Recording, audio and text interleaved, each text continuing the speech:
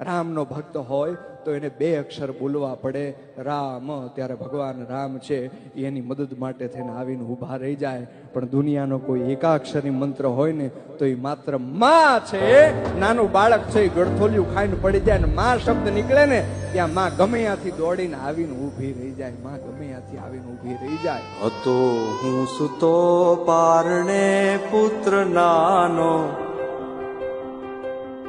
રડું છેક તો રાખતું કોણ છાનો.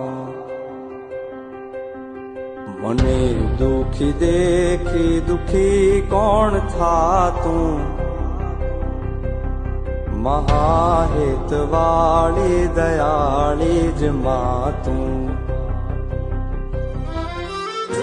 માથી મોટું કોઈ નહીં, મળે ને હોય જળધર કે જગદીશ, સૌ કોઈ નમાવે શીશ. અંબા આગળ